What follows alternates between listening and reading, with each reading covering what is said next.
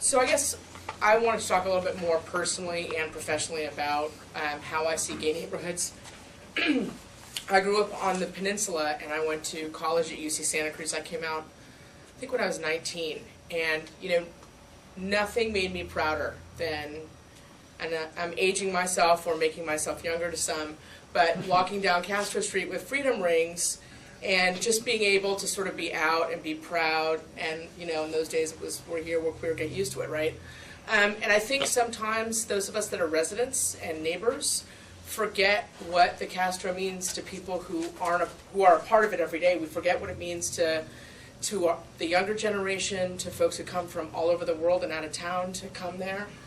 I didn't live in the Castro for, I think, 12 years after I moved to San Francisco.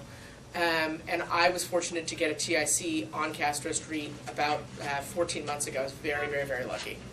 And it really, I really didn't think about how gay the Castro is. I mean, you just don't think about it, but it's really gay. Like, you go to Bank of America on Saturday morning and they are playing club music while you're opening your bank account.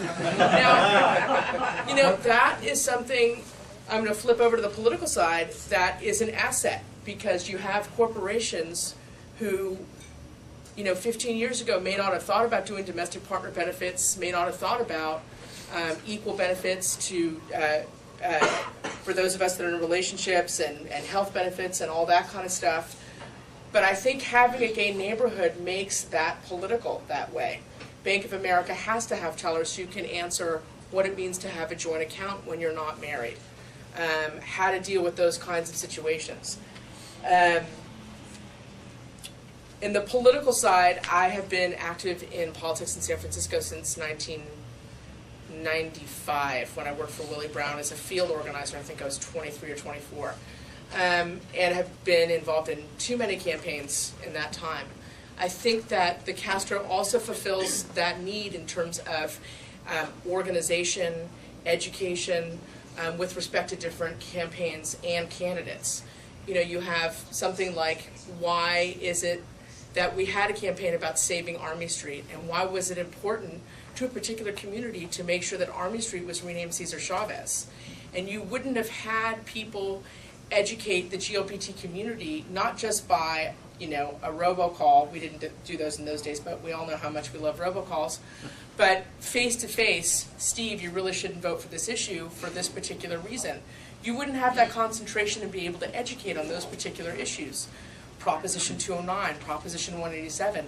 The queer community came out in force on those issues because we were able to organize a particular neighborhood, and because we were able to organize in a particular way and educate folks as to why it was important for our community to stand with other communities on those particular issues.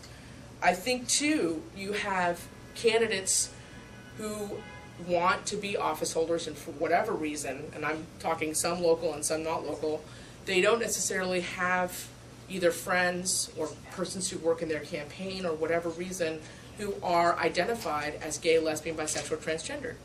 What better way to educate them on our issues than to walk them down Castro Street, than to make them work the Muni lines at Castro and Market so that they can say, I hate to keep looking at Steve, but he's right next to me and I know his name.